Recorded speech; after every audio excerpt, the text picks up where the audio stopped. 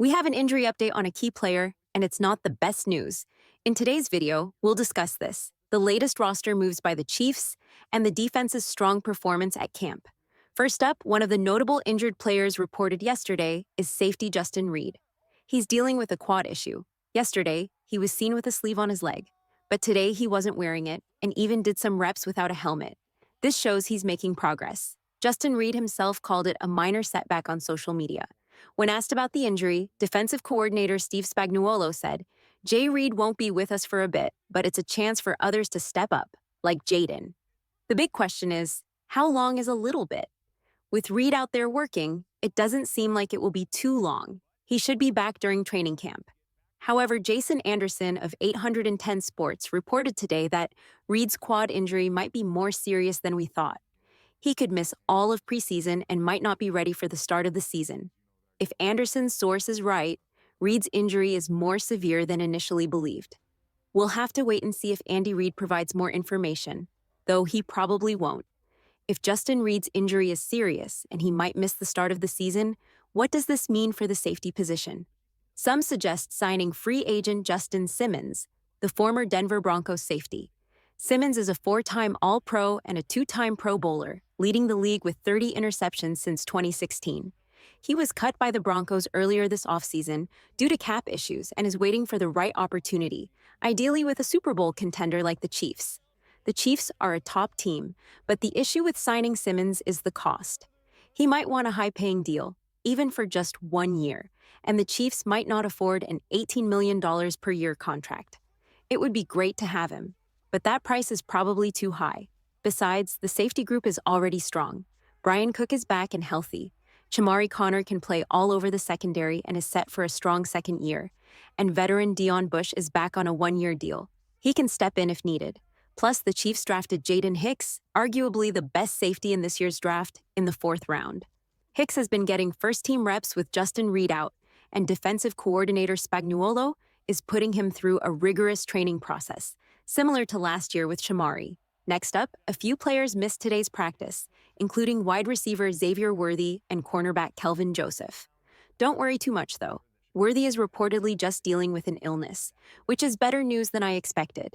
I initially thought he might have aggravated his hamstring injury from the offseason, but it's just a sickness. Kelvin had an excused absence approved in advance, so no major injuries for either of them. Good news there. Yesterday, Mahomes found Hollywood Brown in the back of the end zone with a well-timed throw, thanks to a clever play design.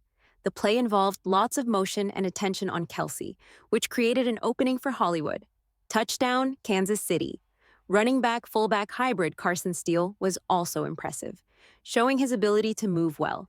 He's about 8 pounds lighter than the Chiefs' last fullback, Mike Burton, but Carson is a dual threat who was a force in college. I'm excited to see how Carson Steele performs this season. The pads go on Friday, and that's when we'll get a better look at the running backs. Someone asked me about LRZ in the comments of yesterday's update because I didn't mention him. The reason is that there's not much to see from the running backs until they put on the pads. But if you're curious, yesterday was a quiet day for LRZ. He worked on special teams as part of the punt shield. Today he was seen working on punt returns and getting some reps with the second-team offense. He lined up wide on one play but didn't get the pass. He also stayed after practice to work on his blocking and signed autographs afterward. So far, that's all we have on LRZ now. For some running back notes from Kingdom Cast, who were in attendance. Deneric Prince got the second snaps after Isaiah Pacheco with the first-team offense. Running back Keon Ingram worked mostly with the second-team offense. The running back room will be interesting to watch. With Prince already having a year in the Chiefs system, it's not surprising he's getting the nod over Ingram for now. Another battle to watch closely is for the left tackle spot. Wanya Morris started at left tackle for a few plays, then Kingsley Swamataya took over for the rest of the drive. On the right side, international player Jason Godric rotated in after Jawan Taylor. The same rotation happened on the second drive. Jawan on the right and Wanya on the left, then Godric and Kingsley came in. A player to keep an eye on for special teams is wide receiver Kadarius Toney. His future is uncertain, but he could make a big impact on punt returns. He was seen returning a punt and looked healthy and quick. He's always a threat with the ball in his hands. The question is whether he can stay healthy and perform well enough to secure a roster spot. Now, for some defensive notes. Brian Cook and rookie Jaden Hicks were the top safeties with Justin Reid still sidelined. For cornerbacks, it was E.J. Bouya and Nazeeh Johnson.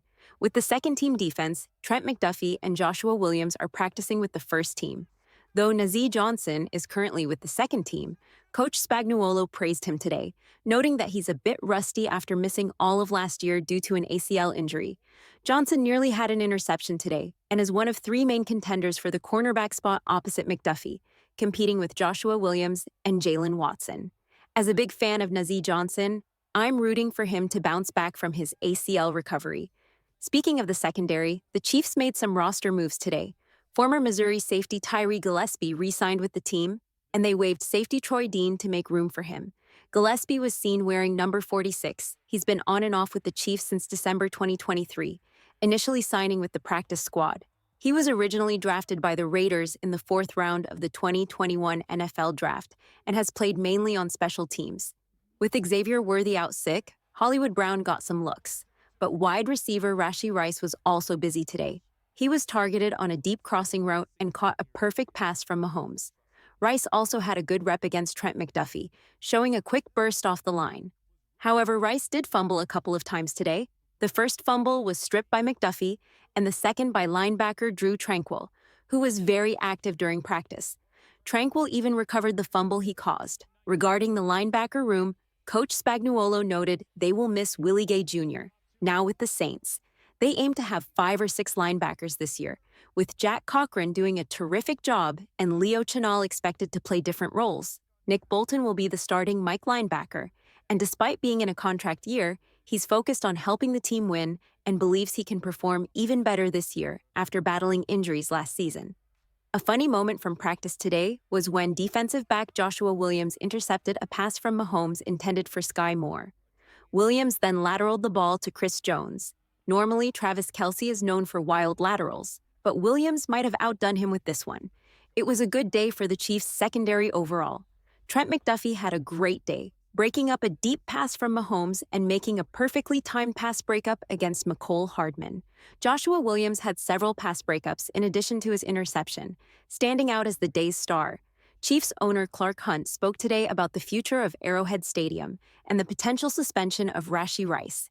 He mentioned that the lease on Arrowhead has 6.5 years left, giving them time to explore options on both the Kansas and Missouri sides of the state line. Hunt expressed interest in discussing a new stadium, even mentioning the possibility of a dome, which would open up more opportunities and eliminate weather concerns. While they are under lease until 2031, Hunt hopes to make significant progress on the next steps within the next 6 months. Regarding Rashee Rice, Hunt said there are no ongoing discussions with the league about a suspension. The legal process is still unfolding, and the NFL will review the case once it concludes. This means Rice might not face suspension until 2025, but we will see how it develops in the coming weeks. I'll keep you updated on his legal issues and these camp practices. Until next time, let's go. How about those Chiefs?